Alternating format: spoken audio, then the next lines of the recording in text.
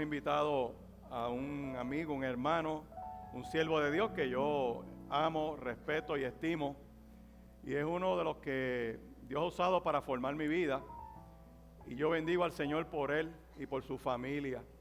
Ha venido anteriormente a esta casa durante años anteriores, y para nosotros es una bendición y un privilegio tener entre nosotros al maestro y pastor Samuel Sullivan. Pudiera estar hablando un buen rato sobre el resumen y lo que él hace, pero sobre todo es un siervo que Dios ha llamado a enseñar la palabra en el mundo entero. Así que, Samuel, bienvenido a la casa del Señor. Gracias por estar con nosotros. Excusamos a tu esposa, que sabemos que está afectada de salud y por eso no ha podido acompañarte en la mañana de hoy, pero vamos a estar orando para que Dios la restaure y esos dolores se vayan en el nombre de Jesús. Amén. Así que, Samuel, bienvenido a este púlpito.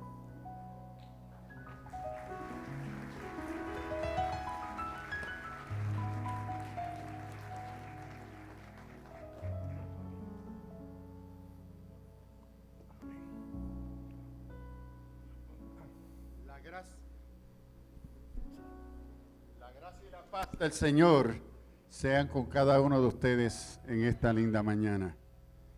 Es para mí de bendición encontrarme primero en la casa del Señor y segundamente con ustedes en otra ocasión, en esta ocasión, ¿verdad? Y compartir en su adoración a nuestro Señor y compartir, ¿verdad?, este púlpito con mi amigo, mi hermano, a quien yo aprecio y le tengo tanto respeto y lo reconozco como profeta de este pueblo. El Señor ha dado a levantar voz de buenas noticias. Bueno, qué bueno es alabar al Señor. Le voy a invitar a buscar en sus Biblias a Romanos 10 y le estaré dando lectura a Romanos 10 del 8 al 15 y le voy a pedir a aquellos que estén en salud que puedan estar en pie en una expresión de nuestros respetos a la palabra de Dios, a la verdad revelada en las Sagradas Escrituras. Romanos capítulo 10, versículos 8 al 15, lee así en el nombre del Padre, del Hijo y del Espíritu Santo. ¿Mas qué dice? Cerca de ti está la palabra en tu boca y en tu corazón. Esta es la palabra de fe que predicamos. Que si confesares con tu boca que Jesús es el Señor y creyeres en tu corazón que Dios le levantó de los muertos, serás salvo. Porque con el corazón se cree para justicia, pero con la boca se confiesa para salvación. Pues la Escritura dice, todo aquel que en Él cree no será avergonzado, porque no hay diferencia entre judío y griego, pues el mismo que es Señor de todos es rico para con todos los que le invocan. Porque todo aquel que invocare el nombre del Señor será salvo. ¿Cómo pues invocaremos aquel en cual no han creído? ¿Y cómo creerán en aquel de quien no han oído? ¿Y cómo oirán sin haber quien les predique? ¿Y cómo predicarán si no fueran enviados? Como está escrito, cuán hermosos son los pies de los que anuncian la paz, de los que anuncian buenas nuevas. Palabra del Señor. Le invito a orar conmigo. Padre celestial, bendecimos tu nombre y a ti solo damos toda honra, gloria y alabanza. Señor, nos hemos convocado en este lugar para celebrar tu gracia, para celebrar tu misericordia, tu santidad, para celebrar, Señor, el perdón y la esperanza que ha tocado nuestras vidas, nuestras familias. Señor, en este día reconocemos, Señor, la autoridad de tu palabra, la presencia de tu Espíritu Santo. Y pedimos, Señor, que tu Espíritu Santo presente tome esta palabra que hemos leído y que ella, Señor, encuentre lugar en nuestras mentes y corazones. Pedimos, Señor, en este lindo día, que tu Espíritu Santo nos haga sensibles a tu palabra. Capacítanos para oírla y entenderla. Que así, Señor, no se pierda el fruto de la semilla de tu palabra en nuestras vidas. Señor, sobre todo, líbranos de ser oidores olvidadizos, sino, Padre, que tu Espíritu Santo nos dirija en tu voluntad. Y a ti damos toda honra y gloria por Jesucristo, que esperamos, oh buen Señor. Amén. Se puede sentar.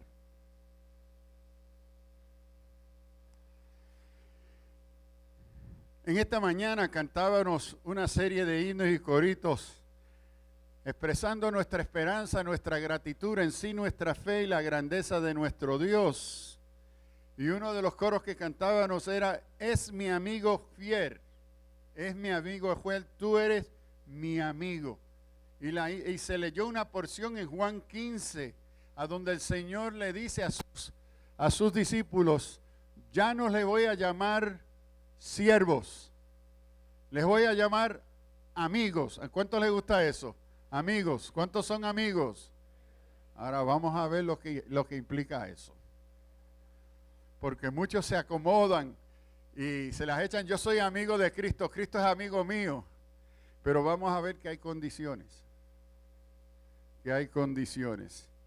Y en esta mañana yo quisiera dirigirme al tema: las implicaciones de nuestra confesión. Las implicaciones de nuestra confesión que Cristo es Señor.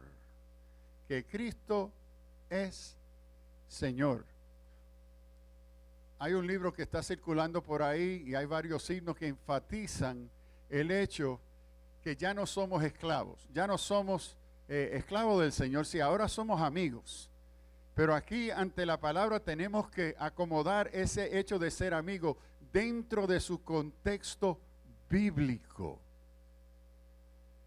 Pablo nos dice en Romano, escribiendo a la iglesia en Roma, le quieres dar claro que esta es la fe que predicamos. Esta es la proclamación del evangelio cual Pablo ha compartido con las iglesias y que es el mensaje de salvación. Esta es la palabra de fe que predicamos: si confesares con tu boca que Jesús es el Señor y creyeres en tu corazón que Dios le levantó de los muertos, serás salvo. Serás salvo. Quiero enfatizar esta mañana qué implica confesar que Cristo es Señor.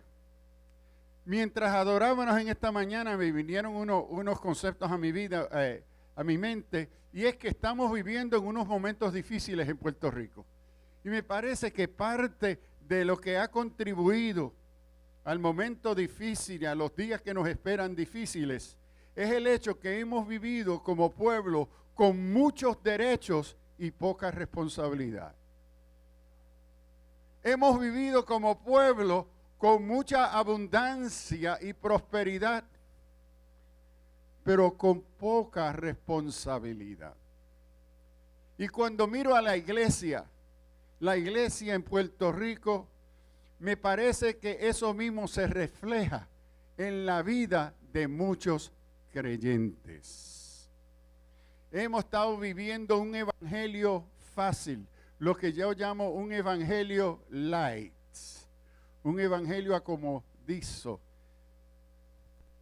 El teólogo alemán Van Harford, que escribió y fue asesinado por Hitler, escribe en una de sus obras del peligro de la iglesia vivir una gracia barata, una gracia donde no se requiere ningún sacrificio, ninguna disciplina, en sí ninguna obediencia.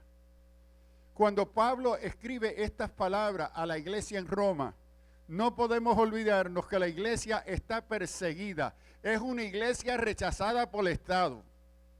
Es una iglesia que ha sido declarada en sí culto no aceptable. Habían acusado a los cristianos de ser ateos y caníbales. Era ilegal ser cristiano en esta época cuando Pablo escribe esta carta. Esta carta es la época cuando el emperador César ya había establecido templos alrededor del imperio para adoración a su persona como figura divina. Y entre los reclamos de esa adoración a César se encontraba la confesión: César es Señor. César es Cristo Salvador. César es el príncipe de paz, porque trajo la paz romana. Es el Salvador del imperio, el Christus. Y es el Curiai, el Señor, porque es amo de todo. Es ante esta realidad de estas expresiones de adoración a César que Pablo escribe estas palabras a la iglesia en Roma. Me acuerdo de una mañana donde estas palabras fueron bien chocantes para mí. Sabe que hay veces que la palabra, de repente, el Señor, el Espíritu Santo ilumina la verdad de la palabra, tu mente y corazón. Y me encontraba unas mañanas sentado en el Coliseo en Roma, leyendo esta carta a los romanos. Y mientras me sentaba en el Coliseo en Roma y observaba al otro lugar de donde estaba sentado una cruz negra, marcando el hecho que en ese lugar muchísimos cristianos y cristianas como Felicita habían dado su vida por el Evangelio. Habían muerto, y cuando le dieron la oportunidad, porque lo que hacían en el Coliseo, antes de echarlo a los gladiators o a los animales, le daban la oportunidad de ellos hacer una confesión a otro Dios. Y cuando le presentaban la oportunidad de ellos confesar a otro Dios, ellos rechazaron esa oportunidad y confesaron que solamente Cristo es Señor. Le costó la vida. Me parece que estamos viviendo en una época de un evangelio fácil, a donde uno puede observar que la mayoría de las multitudes que vienen a la iglesia vienen y responden al evangelio de los beneficios, porque el evangelio son buenas noticias. El evangelio nos habla de la bendición de Dios. Y el énfasis parece ser: ven y recibe tu bendición, recibe tu perdón. ¿Cuántos han recibido ese perdón de Cristo? Amén. Y hemos venido a la mesa del Señor, no porque somos dignos, no porque merecemos ser atendidos a la mesa, sino nos acercamos como pecadores arrepentidos, celebrando la misericordia y la esperanza que Cristo nuestro Señor volverá. Pero mire, muchos vienen por los milagros y lo cantamos: ven, toma tu milagro, ven, toma tu bendición. Y me parece que el énfasis que veo en la iglesia es uno de beneficios. Bendición, milagro, ven, siembra que hay prosperidad para tu vida. Y eso es verdad. Todo eso es verdad, pero es una media verdad del evangelio. El evangelio es mucho más que eso. El evangelio es mucho más que eso, y parece que nos hemos olvidado del otro lado del evangelio. Y aquí Pablo va a resaltar el hecho de este otro lado del evangelio. que esta es la fe que predicamos.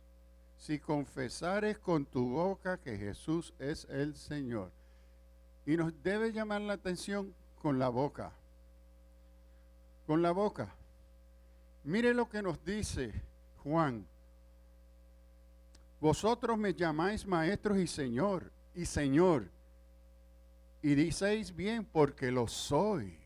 Jesús reconoce que es maestro y Señor. En los hechos, sepa pues con certidumbre toda la casa de Israel, que a mí mismo Jesús, a quien vosotros crucificáis, Dios le ha hecho Señor y Cristo. Pablo escribiendo a los filipenses, por lo cual también Dios le exaltó hasta lo sumo y le otorgó el nombre que es sobre todo nombre, para que en el nombre de Jesús se doble toda rodilla de los que están en el cielo y de los que están en la tierra y debajo de la tierra, y toda lengua confesará la gloria de Dios Padre, que Jesucristo es Señor. Pero ¿qué es este asunto de Señor? Pablo a los hermanos en Roma les pide una confesión en boca. ¿Por qué? Porque era el reclamo, era la confesión en sí una negación al poder del imperio, al poder del pecado y la maldad. Que ser cristiano requería una confesión pública, no escondida, no a mitad. Pablo estaba invitando y comunicando a la iglesia que ante la amenaza del Estado, y yo soy uno que creo que hemos comenzado a vivir en Puerto Rico y en los Estados Unidos, una época a donde la iglesia es una amenaza al Estado. No creo que ya estaremos viviendo bajo la bendición constantina, la bendición a donde el emperador apoyaba la iglesia. Creo que estamos viviendo unos tiempos, iniciando unos tiempos a donde ya el Estado ha reconocido que no necesita la iglesia. Ya no la necesita, ha logrado sus propósitos. Me llamó la atención en una actividad que se dio hace como un año por la Organización de Iglesias Evangélicas, y la silla del gobernador quedó vacía y aparecía el nombre del gobernador y no se ocupó ni enviar un representante. Y cuando la cámara de la televisión enfocaba sobre esa silla vacía, yo dije, Señor, ha llegado el momento a donde el Estado secular, humanista, que niega a Cristo, ha reconocido que ya no necesita el apoyo de la iglesia para llevar a cabo su agenda. ¿Por qué? Porque ya gran parte de la iglesia o aquellos que se llaman creyentes son más fieles a sus partidos y a sus colores que lo que son al evangelio.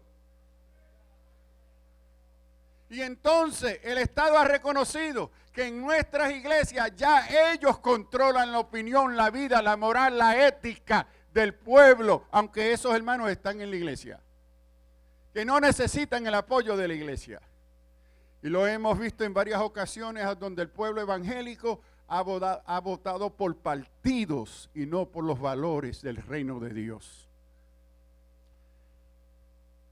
Estamos entrando en una época donde seremos una amenaza a aquellos y aquellas que propongan vivir como pueblo de Dios. Aquí Pablo les llama a confesar una confesión pública. Ahora, durante esta época de persecución podía llegarse un vecino no creyente pagano y acusarle a usted de ser cristiano. Acusarle a usted de traer un soldado, un oficial del Estado y decir, este es cristiano, está practicando. Hay evidencia que practica la fe rechazada por el Estado. Y entonces el soldado oficial le preguntaba a esa persona acusada de ser cristiano, le preguntaba, ¿quién es Señor? ¿Quién es Señor? Era ponerte aquí la cuchilla, el machete al cuello.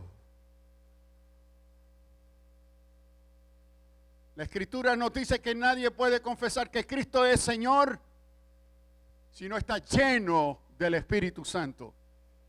Porque ante la amenaza a tu vida, ante la reacción natural de la preservación de tu vida, la pregunta ¿quién es Señor? Es exponerte a la muerte. Y solamente una persona llena del Espíritu Santo, como Esteban, puede confesar que Cristo es Señor. Que Cristo es Señor. Le iba a costar la vida.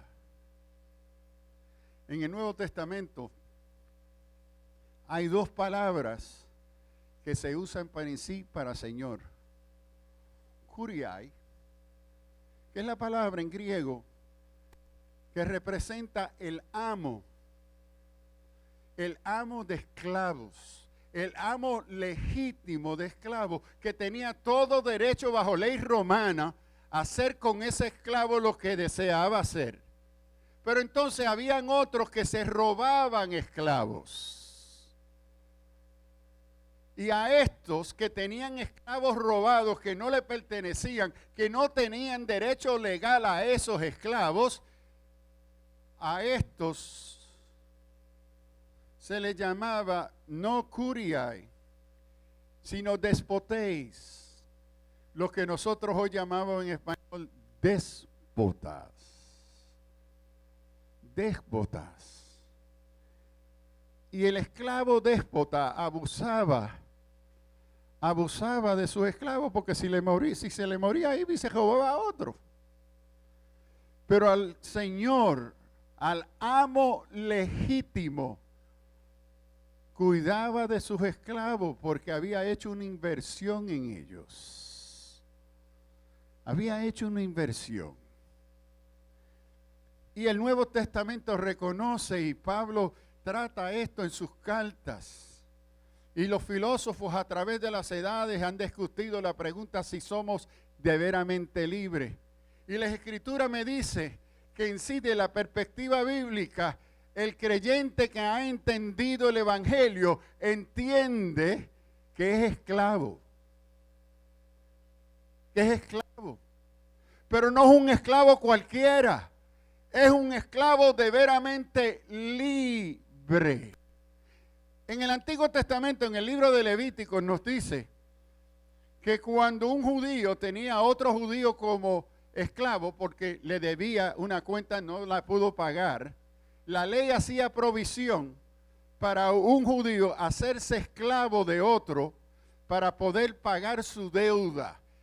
Y le servía por un tiempo a ese señor, a su amo. Pero al cumplir el tiempo de su esclavitud, donde la deuda quedaba pagada, ese esclavo podía volver a su casa. Pero tenía otra opción. Y la otra opción era decidir quedarse en la casa de ese amo. Decidir quedarse porque en el tiempo que servía a ese señor cuidó de él, lo trató bien, aunque era esclavo. Cuidó de él. Y se le daba la opción. Al día de ser libre, ese esclavo podía pedir quedarse en esa casa. Y el amo de esa casa le decía, ¿tú estás seguro? Estoy seguro, pues ven aquí. Le decía a otro esclavo, búscame un martillo y un clavo. Búscame un martillo y un clavo. Le traían el martillo y el clavo, lo llevaban a la puerta mayor de la casa.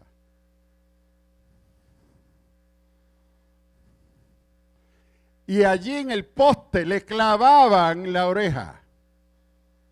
Le traspasaban una oreja con el clavo y lo dejaban clavado. Y allí se brotaba la sangre en ese postal, en el poste de esa puerta. Y entonces el amo sacaba el clavo y se marcaba por vida la oreja de ese esclavo. Eso indicaba al pueblo, a los vecinos, que este hombre escogió libremente servir al Señor de esa casa. Y cuando ese esclavo bajaba a llevar a cabo sus responsabilidades como esclavo obediente, haciendo la voluntad de su Señor, los otros esclavos lo miraban con envidia. ¡Qué dichoso! ¡Wow! ¡Qué dichoso! Que él sirve a un esclavo que cuida, que es justo, que le ama, que decidió de su propia voluntad servir a ese Señor. El hueco en la oreja era un símbolo de privilegio, indicando el carácter del Señor que él había decidido servir. Cuando Pablo escribe la carta a los romanos, Pablo, Daulos, siervo, Calejo Christus, llamado apóstol, apostoloi, de quién, de Cristo. Soy esclavo, y usa aquí la palabra y la expresión que indica que yo soy un esclavo que he decidido, ser esclavo de Cristo. Yo he escogido a este Señor. Y Él ahora me desempeña como esclavo que soy, esclavo, me ha llamado a desempeñar mi servidumbre como apóstol. Esa es mi tarea, ese es mi apostolado, es ser esclavo de Jesucristo. De esto es lo que está hablando Pablo cuando le escribe a los romanos. Cuando Jesús en Juan le dice a sus discípulos, ustedes no me escogieron a mí. El esclavo no escoge a su Señor. Ese no es el orden natural. Pero ahora cuando Pablo escribe a los romanos, está hablando de otra realidad, los principios del reino de Dios. En el principio del reino de Dios, el Señor te da a ti y a mí el privilegio y la oportunidad de escogerle a Él como tu Señor. Porque Pablo entiende que siempre habrán dos señores. Uno o el otro gobernará tu casa y gobernará tus valores y tu vida. El déspota, el señor ilegítimo, que se quiere hacer Señor de tu vida. Y el Cristo que pagó el precio de tu redención. El que brotó en la cruz del Calvario su sangre para pagar el precio para hacerte libre. Pero te da a ti y a mí la opción de escoger si te quedas como esclavo del déspota o si decides rendir tu vida a este Señor que es tu legítimo Señor. El legítimo que ha pagado el precio de tu redención. Juan escribe en Juan 15, ya no le llamo esclavo, le llamo amigo. Y hoy hay muchos realces con el acento, sí, amigo de Jesús. Pero mire, no hemos leído con cuidado el texto. La precondición que el Señor te vea como amigo es que primero le tienes como Señor. Amo. Hoy llegamos por las bendiciones, el milagro, la prosperidad. Como en el tiempo de Jesús, que seguían a Jesús por los panes y los peces. Pero cuando se le acercaban algunos discípulos, aquellos que querían ser discípulos, Jesús le decía a uno, este es negocio de cruz. Estos son negocios de cruz. Salían cogiendo. Otro viene, mira Señor, te quiero seguir, vende todo lo que tiene. ¿Cómo? Sí, esto no es un asunto de prosperidad. vende todo lo que tienes y sígueme. No, se fue triste. Muchos vienen porque lo que quieren son los beneficios. Y mire qué bueno es el Señor. El Señor te los da. Como pastor he tenido que bregar con esto y he tenido ocasión, un hermano viene y me dice, no, pero pastor, el Señor me dice en Juan, en ese mismo pasaje, en Juan 15, que lo que pidiera en mi nombre te lo daré. Sí, pero leíste todos los otros versículos anteriores. Porque establece por lo menos 8 condiciones. 8 condiciones para llegar al lugar que tú tengas el privilegio de pedir lo que tú quieras y yo te lo daré. Si permaneces en mí, si permaneces en mi palabra, es decir, si tú sigues mis mandamientos, lo que yo te mando, ¿qué va a suceder? Tu vida va a cambiar. Y tu corazón y tus deseos cambiarán. Y cuando llegas al momento que me pedirás en mi nombre, ya yo he transformado el contenido y carácter de tu petición. Y tu petición, por la obra sobrenatural de la palabra y el Espíritu Santo, llegará a estar en armonía con mi voluntad.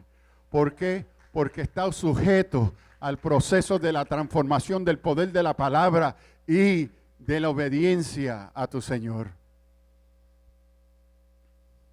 Estamos viviendo en una ocasión de un evangelio laissez-faire, a donde todo el mundo hace lo que quiere, porque es un asunto de beneficio, un asunto de beneficios. Mire, qué bueno que podemos pedirle. Yo creo que el Señor hace milagros. Yo soy un milagro, mi vida es un milagro, literalmente. Yo creo que el Señor nos bendice y nos prospera. Pero mire, eso es lo más común de lo que el Señor quiere compartir. Eso es lo más fácil. Y lo triste es, aquellos que no han confesado públicamente, que no han sometido su vida a Cristo como su amo, su Señor. Le tengo malas noticias, aunque han venido para los beneficios. El Señor viene a buscar. ¿Cuántos de ustedes esperan que el Señor volverá? En la cena del Señor, el Señor dice, verá, hacer esto en memoria de mí hasta que yo vuelva. Yo espero que el Señor venga. Y la oración temprana de la iglesia era Maranatha. Señor, te espera, te esperamos, ven Señor. Pero mire, le tengo malas noticias. El Señor viene para aquello que le pertenece. Lo que le pertenece. Muchos tienen a Cristo como su rey y cantamos, Él es rey, mire, Él es rey, seguro que sí, rey de reyes, pero es Señor de señores y esas relaciones son distintas. Mire, bajo un gobierno a donde hay un rey, la mayoría del pueblo desobedece al rey y hace lo que quiere. Y tenemos muchos cristianos que celebran Él es rey y viven como quiera, porque no es Señor de sus vidas. Porque Él como rey, yo permito todavía, retengo mi libertad. La palabra favorita de una sociedad moderna, posmoderna, soy autónomo. Tienen que respetar mi libertad, mi individualidad, mi vida privada. Pastor, no se meta en mi vida. Esto no es asunto para usted meterse. Mi vida es privada. ¿Cómo que yo tengo que hacer esto si yo soy autónomo? La mentalidad de una iglesia enferma por la inmundicia de una individualidad secular. El individualismo es producto del humanismo desde el siglo XVI. Cuando usted aceptó a Cristo, el Señor te sacó del mundo del individualismo, de llanero solitario, y te ha ubicado en el cuerpo singular de Cristo, que es uno. En las iglesias compuestas de llaneros solitarios, que el énfasis y la filosofía fundamental es el individualismo, la privacidad, la autonomía, Cristo no es cabeza, porque hay tantos cabezones que hacen lo que quieren, que Cristo no puede ser cabeza. El cuerpo de Cristo es uno, y su Señor es uno, su cabeza es una. Y aquellos que son parte y miembros del cuerpo de Cristo, miembros el uno del otro, que se ayudan mutuamente, a través de las coyunturas se ayudan mutuamente porque es solo un cuerpo. Pero vivimos en una sociedad y una cultura que ha bautizado como cristianos valores seculares que van destruyendo la misión y la identidad de la iglesia. Una iglesia que corre y viene por los beneficios. Yo le digo, mire, se van a llenar nuestras iglesias con estas crisis que vienen. Como van a venir pidiendo bendición y multiplica la semilla y prosperidad y milagro. Un evangelio barato. Poco se está predicando y enseñando lo que implica el señorío de Cristo. Si confesares con tu boca, y Pablo tiene esto en mente, que ante el reclamo del Estado que el único que es Señor, el amo de quien tú eres, de tu futuro, tu sueño, es el Estado, el gobierno, la sociedad, Cristo viene con otro reclamo, que yo soy el auténtico Señor. Y aquí Señor no es una persona de mayor de edad, no es una persona a quien se le brinda cierto respeto social o cultural. El sentido de curia principal en el Nuevo Testamento es aquel que es tu amo, que tú le perteneces, que ya tú no te ciñes. Señor, quiero ir para España, dice Pablo. Pero Pablo reconoce que el Espíritu le dijo, no te vistas, que para España no va. No va. Pablo reconoce que esta es la fe que predicamos. El señorío de Cristo. A donde usted y yo somos llamados a entregarle nuestra voluntad, todo lo que somos, nuestra mente, nuestro corazón, nuestras emociones, a donde ya no me pertenezco a mí mismo. Este es el costo de discipulado. Este es el esclavo que dice, Señor, yo quiero servir en tu casa. Llévame al madero y traspásame con el clavo de tu gracia y tu bendición. Es voluntario, no se le impone a nadie. Una decisión que cada uno de nosotros y nosotras necesitamos hacer. ¿Quién es tu Señor? Porque tú no eres libre. Ese es el debate filosófico de siglos. Pablo, y la Escritura es realista. Él te dice, ¿tú quieres ser libre? Sí, pues esto parece una paradoja. Ríndete como esclavo al Señor, porque Él va a ser tu dueño, Él te va a mandar, pero sus deseos y propósitos para tu vida siempre serán de bien, de bendición, de gracia. Pero tú no te mandas.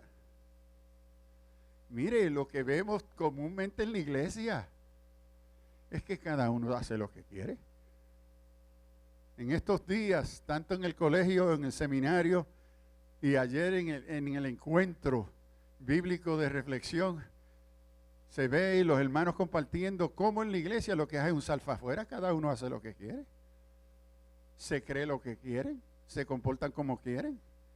Se ha perdido la disciplina cristiana en la iglesia. Antes, para uno ser miembro de una iglesia, estaba sujeto a una disciplina local de la iglesia y a la disciplina de la palabra, y que uno estaba sujeto a vivir según la palabra. Ya eso no se ve. No se ve. Entonces, el cristianismo light que estamos viendo es que si le pone presión con la palabra, que usted se ajuste a los valores del reino, me voy a otra iglesia. Punto, se acabó. ¿Y sabes lo triste? Iglesias que quieren aguantar esos hermanos, que no quieren que se le vayan. Jesús se confrontó con lo mismo. Cuando predicaba el reino, que algunos judíos discípulos vieron que esto no es un asunto de un gran Mesías que iba a conquistar, echar fuera el yugo de los romanos, que era asunto de cruce, salieron cogiendo. Y vienen y le dicen los discípulos a Jesús, mira, se te están yendo los discípulos. Y Jesús le dice, ¿te quieres ir tú también? Ahí está la puerta. No aguanto a nadie. A nadie. Y lo que tenemos en el Evangelio Light es iglesia llena de personas que están amamantados, que se le da de todo, como cuando ellos quieren, por temor que se vayan. ¡Qué triste! ¡Qué triste! Voy a una iglesia vecina de uno de mis exalumnos del seminario. Me invita para un gran servicio de juventud. Y cuando llego en shock, cuando veo sobre el púlpito así grande, noche de reggaetón. Una iglesia pentecostal. Si fuera otra denominación no me asustaría tanto. Noche de reggaetón. Y yo llamo al pastor, ven aquí, ¿qué es esto? Ah, no. Mira, Sullivan, tú tienes que entender las cosas. Yo tengo que pagar $33,000 mensuales en hipoteca. Además, los 2 sueldos pastorales, mantenimiento, agua, luz, teléfono. Yo tengo que hacer todo lo posible para que nadie se me vaya, para llenar esta iglesia, para recoger la ofrenda, para pagar esa hipoteca.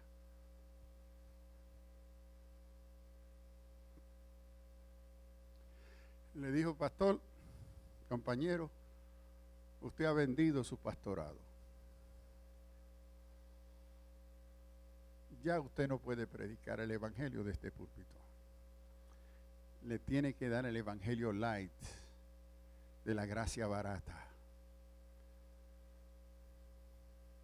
Estoy en otra iglesia, después de una semana de estudio sobre el Espíritu Santo, termino ese domingo, predicando ese domingo, y después de predicar, el pastor da el siguiente anuncio. Hermanos, por las siguientes 40 semanas, durante la hora de la escuela bíblica, estaremos estudiando el libro de Rick Warren, Iglesia con Propósito. Salimos a almorzar y el pastor, amigo mío de años, me dice, ¿qué te parece, Sullivan? Yo le digo, con todo respeto, blasfemia. Qué triste, qué escandaloso lo que usted anunció. Usted tomó el único día que la gran mayoría de su iglesia viene, su congregación viene a la iglesia, es el domingo. Y tienen 40 minutos, 45 de estudiar las escrituras. Es el único día que la mayoría de ellos abrirán la Biblia. Y usted le quitó la Biblia para ponerle el libro de Rick Warren. Por 40 domingos. Usted pudo hacer eso lunes, martes, miércoles, jueves, viernes o el sábado. Pero el único día que el pueblo se reúne para escudriñar la palabra, usted le va a servir a Rick Warren. ¿Y sabe lo que me dice mi amigo y compañero? Sullivan, eso fue lo que me pidieron. Eso es lo que la iglesia quiere. Y yo le dije, pastor, cuando usted le ha ordenado en el pleno ministerio, como ministro de la palabra, su vocación y llamado sagrado es ¿qué? la proclamación y la enseñanza de las Escrituras. El que le manda a usted no son los deseos y los gustitos de la congregación. El que tendrá que dar cuenta al Señor por el rebaño es el pastor, los hombres y mujeres que el Señor ha llamado a dirigir esta congregación. Me dice, pero Sullivan, si no hago lo que quiere es la junta que me lo pidió, las 40 semanas se me van. Un evangelio light, un evangelio acomodizo, lo que yo llamo de cosquilla, de aerobics cristiano, de masaje pentecostal. El mensaje es fácil, que cuando sales por la puerta dice, mira qué bueno estuvo el vicio, qué bendición, qué bien me siento, qué prediqué, qué predicó, no sé, pero gloria a Dios, me siento bien. Y cuando viene el martes, los teléfonos le están tocando al pastor porque están reventados. Frente a la amenaza del Estado, la amenaza de muerte, Pablo afirma la confesión que solamente Cristo es el Señor. Y porque Él es mi amo y mi dueño, es que Él puede ser entonces mi Cristo. En griego, Cristo es Salvador. Pero si Él no es tu amo, no puede ser tu Cristo, porque usted no le pertenece. Vivir bajo el señorío de Cristo no es fácil, parece locura al mundo. Mire, y no es fácil, por eso es que Pablo nos dice, y la Escritura nos dice, que nadie puede confesar que Cristo es Señor. Por tanto, os hago saber que nadie ha hablado por el Espíritu de Dios, dice que Jesús es anatema, y nadie puede decir Jesús es el Señor, excepto por el Espíritu Santo. Juan escribiendo en Juan 13, vosotros me llamáis maestros y Señor, y decir bien, porque lo soy. Nadie puede llamar a Jesús Señor, sino por el Espíritu Santo. Se requiere una obra sobrenatural, contra natura. La Escritura presenta al ser humano, la antropología bíblica es que usted y yo, aunque hemos sido creados a la imagen y semejanza de Dios, por el pecado caímos. Nuestra naturaleza es caída, pecaminosa.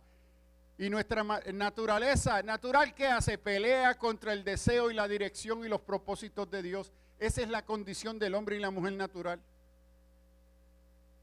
Y esto, mire, tengamos cuidado. Hay muchas iglesias que han acomodado la iglesia para que cuando vengan los inconversos, ellos puedan adorar y se sientan cómodos. Entonces la iglesia ha cedido mucho de su patrimonio de la liturgia cristiana, la ha abierto y la ha facilitado y se ha olvidado de ella para que cuando venga el pecador se sienta bien. I feel good. ¿Ves? Lo psicológico. Y que se sienta que pueda adorar a Dios. Le tengo malas noticias. La Escritura me enseña a mí que el pecador que no ha recibido a Cristo no puede adorar. No puede adorar. El Señor no recibe adoración de alguien que le niegue, que le rechace. La adoración es el privilegio de los redimidos, que hemos aceptado a Cristo. Y Pablo reconoce esto, que si Jesús va a ser nuestro Cristo, y para aquello, ¿verdad? Esto es algo que le tengo que enseñar a mis estudiantes en la universidad. Jesucristo no es el nombre y apellido de Jesús, si no lo sabían. Jesucristo, Cristo en griego es Salvador. Es una confesión, Jesús el Salvador. Y se convierte en una confesión cuando Jesús es mi Salvador. Pero no puede ser tu Salvador sin primero ser tu Señor. Y muchos brincan a la salvación y los beneficios de la salvación, pero no quieren vivir a través de la cruz. Niegan el señorío de Cristo. En una iglesia di un estudio sobre el señorío de Cristo y al fin sentí hacer un llamado. Y vino una gran parte de la iglesia y después del servicio el pastor, confuso, me dice confundidamente, pero Samuel, ¿cómo esto es posible? Si la mitad de lo que pasaron al altar es la directiva de la iglesia. Estos son mis líderes, ¿cómo que ellos no recibieron al Señor?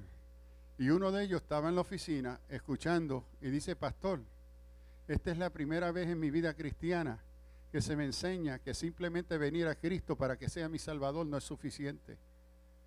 Yo no he vivido mi vida entregando todo lo que soy, que Él sea mi amo.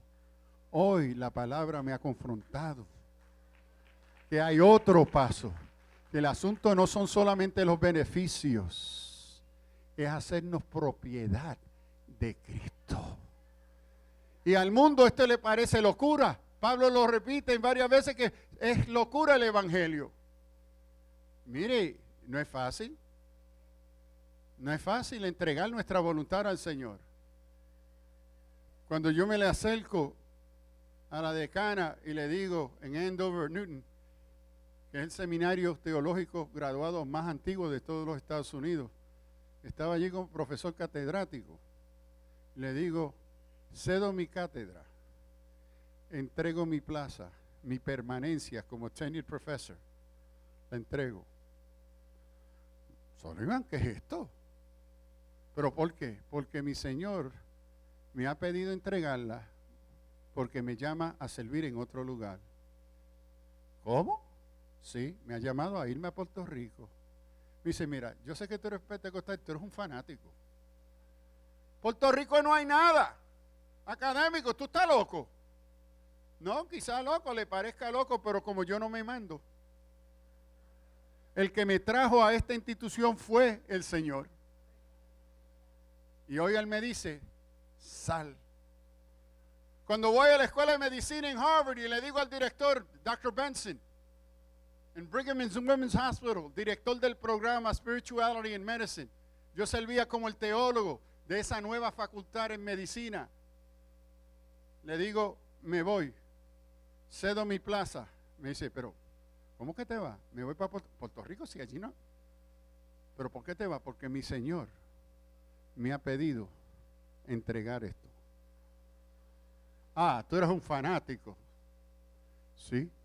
Y como dice el corito, que me critiquen, que me persigan, que digan de mí lo que quieran. Fanático, loco. Sí. Es que yo no me mando. El mundo no lo entiende. La sociedad del cual somos parte no lo entiende. Es una sociedad de llaneros solitarios que cada uno que hace lo que quiere y lo que le interesa. Y que se perjudique mi vecino porque el mundo tiene que ver conmigo. Anoche escuchando un comercial de Korean Airlines, me llamaba la atención porque se repetía en el comercial, "This is about you". Esto tiene que ver contigo. En el pensar moderno, posmoderno, el ser humano, la visión filosófica es antropocéntrica. Es decir, que ya Dios no está en el asunto, es el ser humano, es la figura divina, es el centro que define todo. En el pensar posmoderno no hay absolutos ninguno, el único absoluto lo defino yo. Yo defino el absoluto. Esa es la soberbia humana, individualista. Y cuando el Evangelio te llama a entregar tu voluntad, tu mente, tu corazón, tus emociones, tus posesiones, porque ya tú no te perteneces. Si has entendido la fe que proclamamos, es más que milagros, más que prosperidad. Es un llamado a obediencia. El Señor no te ha prometido que sea exitoso. Eso es un valor secular mundano. El Señor lo que espera de ti y te promete o espera de ti es que usted sea obediente y fiel, porque Él te manda. Él ya logró el éxito en la resurrección.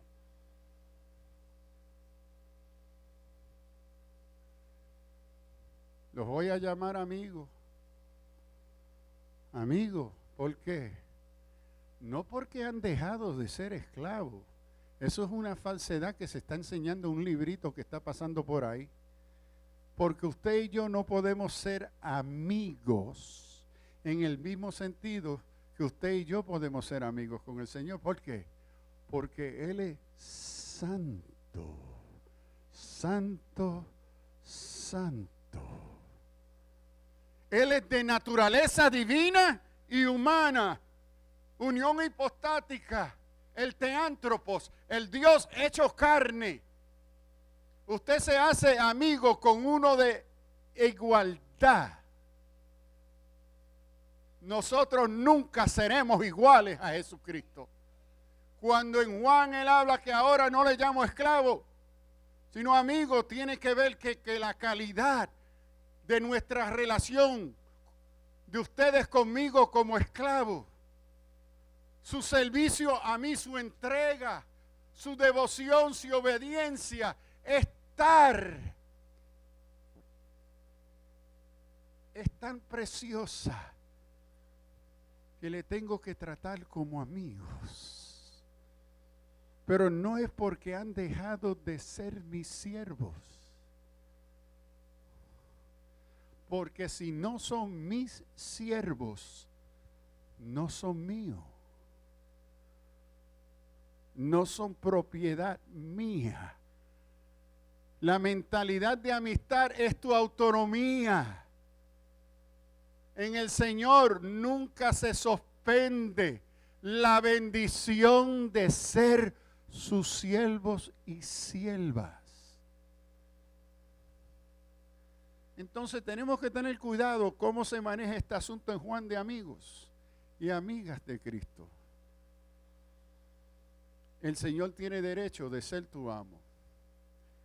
Él se dio en la cruz del Calvario.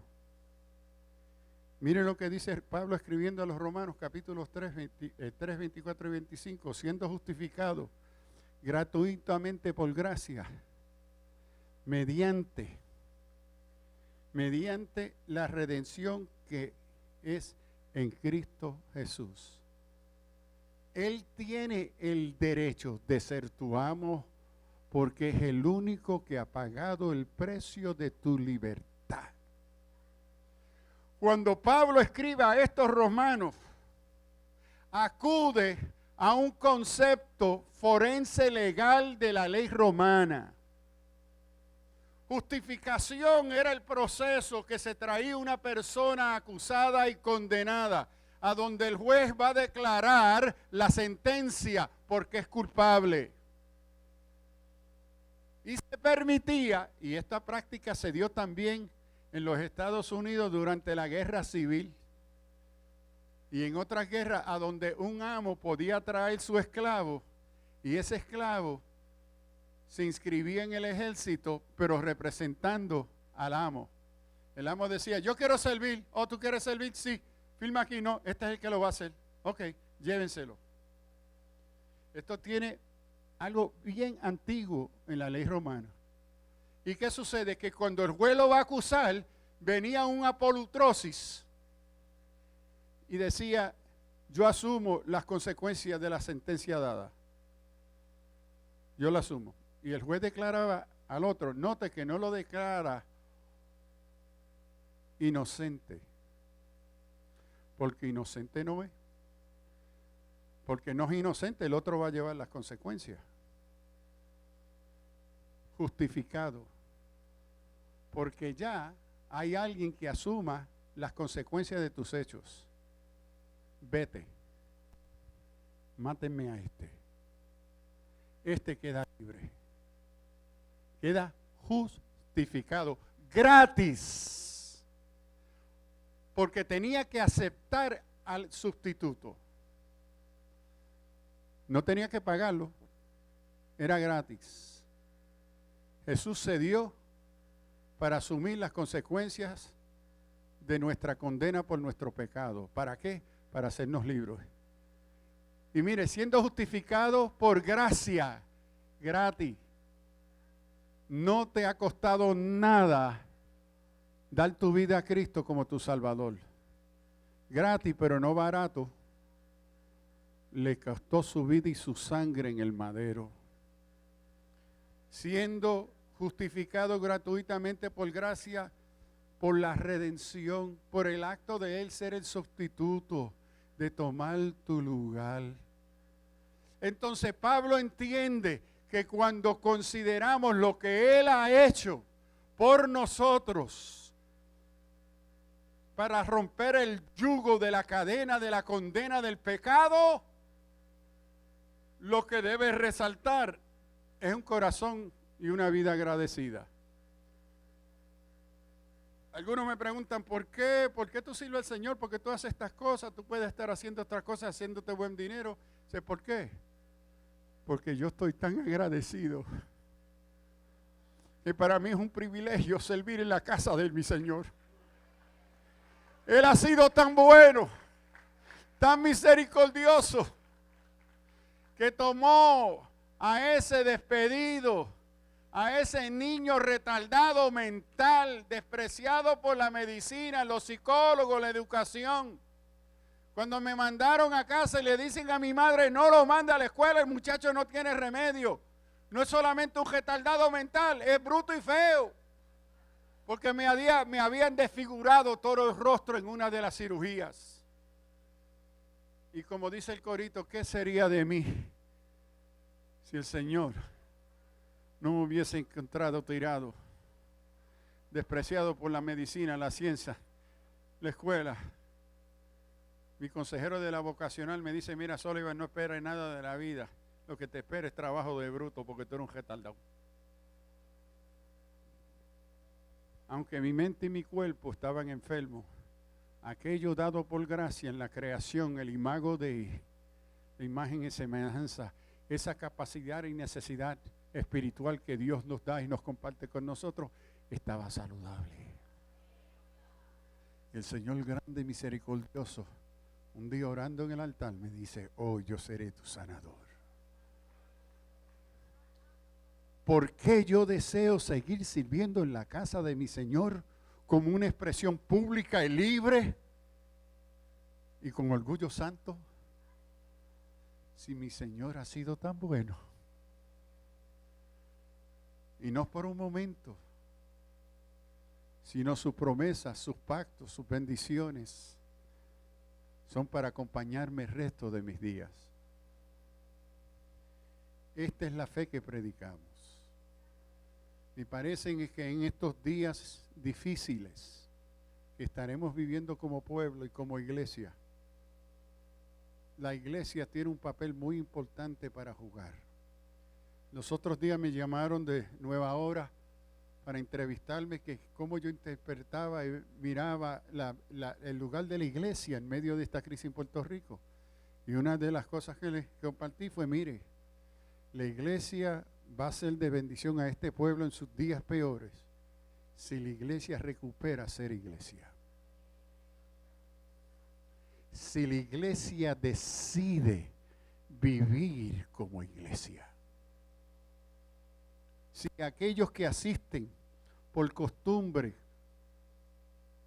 por necesidad cultural o emocional, psicológica, deciden entregar sus vidas, no por los beneficios solamente, sino decidir confesar públicamente.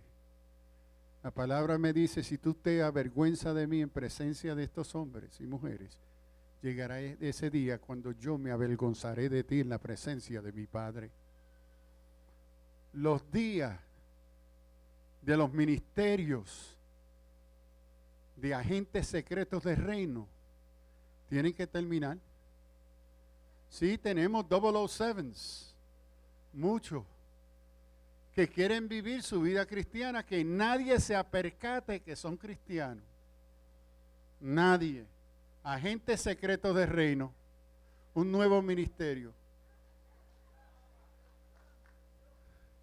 Es como 3 jóvenes, iba de mi salón, de mi oficina al salón de clase, a dar mi clase, y me encuentro con 4 jóvenes caminando por el camino, el pasillo, y escucho así que uno le pregunta, eran 4, uno le pregunta del otro, mira, que tú eres evangélico.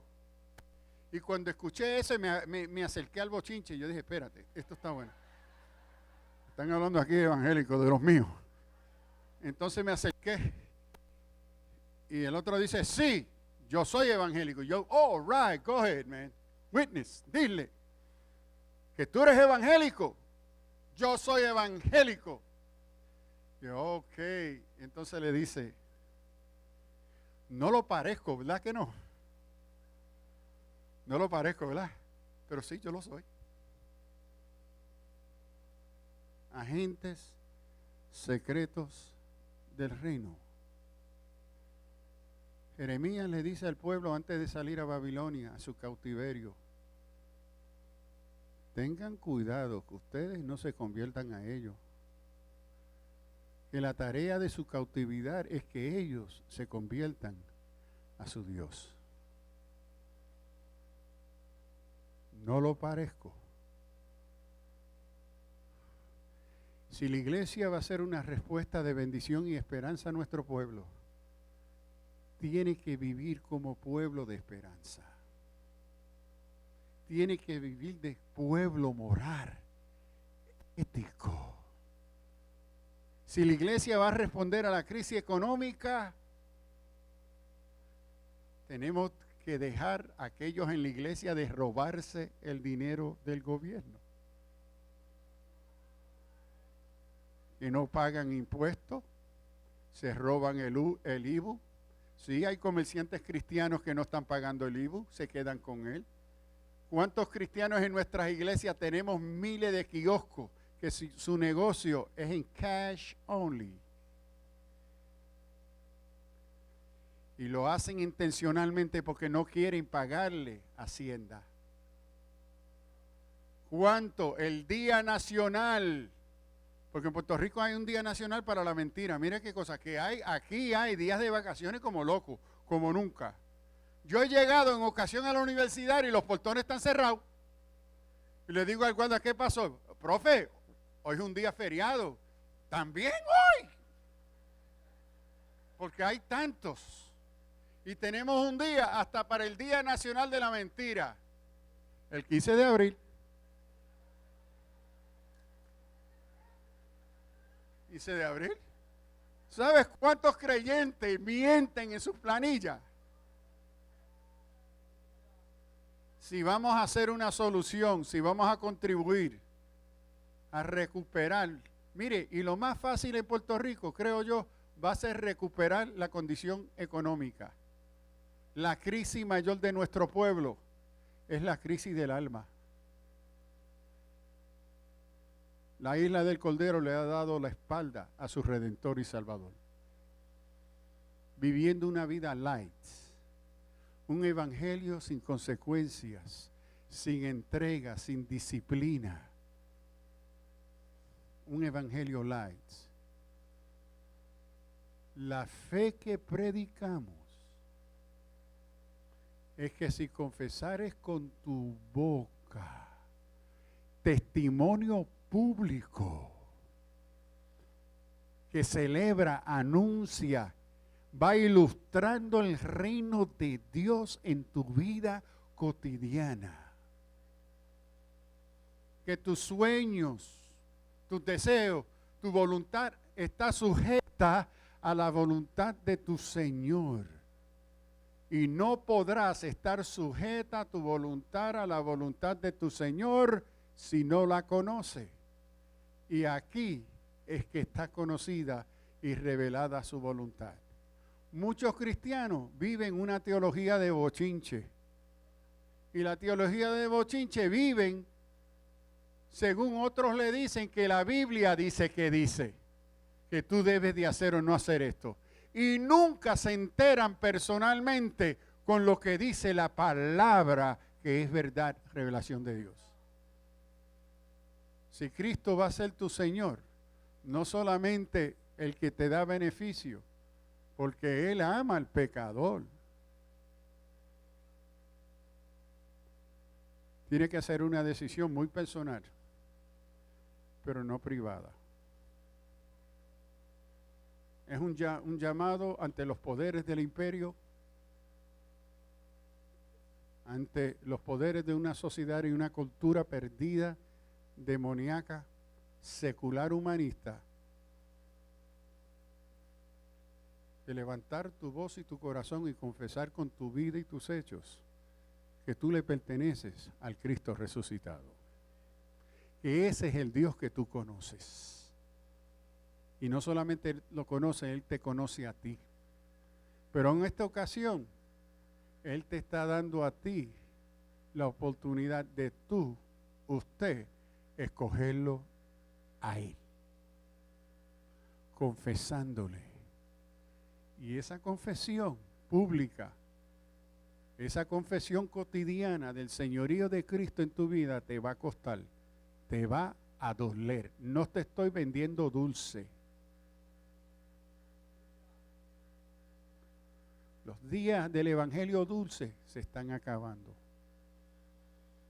Es el discipulado de disciplina, de entrega, de sacrificio. Porque Él ya dio su vida por nosotros, por ti y por mí. De ti depende si va a tomar en serio lo que es el evangelio de Jesucristo. Si sigues en un evangelio light, una gracia barata, y lo único que se requiere es el diezmo y la ofrenda, o una entrega de tu vida, tu mente, todo lo que tú eres, porque ese fue el precio que Él pagó ya por ti, para redimirte. Padre Celestial, Señor de señores y Rey de reyes, en este día, Señor, y en estos tiempos que nos esperan de dificultad, Señor, prepáranos y capacítanos para ser tu iglesia, para ser expresión de bendición y esperanza, de paz. Padre, pedimos que tu Espíritu Santo en esta mañana, en obra sobrenatural sobre nuestras mentes y corazones, nos convenza, Señor, que tú nos llamas a ser de veramente tu Señor. Que tú nos llamas a entregar quienes somos. Todo lo que somos y posesionamos, Señor, poseemos. Señor, es tuyo. Señor, pedimos esa obra sobrenatural de tu Espíritu Santo. Que podamos entender la seriedad y el costo de ser llamado cristiano. Así, Señor, que a través de los tiempos hemos visto el testimonio de tu iglesia, de millones, por ser fiel a ti y confesar que tú eres Señor, estaban dispuestos a morir, ahogados, decapitados, crucificados, quemados, apedrados, Señor, porque estaban convencidos de mente y corazón por el poder de tu Espíritu Santo, que tú eres el único Salvador, que tú eres nuestra bendita esperanza. Así, Señor, pedimos que tu Espíritu Santo en esta mañana nos sacuda, nos inquiete, nos lleve a reflexionar sobre las implicaciones de ser llamado creyente, de ser llamado cristiano, de seguirte y tenerte a ti como Salvador. Oh Señor, ten misericordia de nosotros y nosotras. atiéndenos en esta mañana y que tu Espíritu Santo nos mueva a reconocer la necesidad premiente de confesarte a ti y entregarte a ti voluntariamente nuestras vidas. Ven, Espíritu Santo, toca nuestras vidas, nuestras mentes y corazones. Y a ti, Jesucristo, solo confesamos como Señor y Cristo de nuestras vidas. Amén.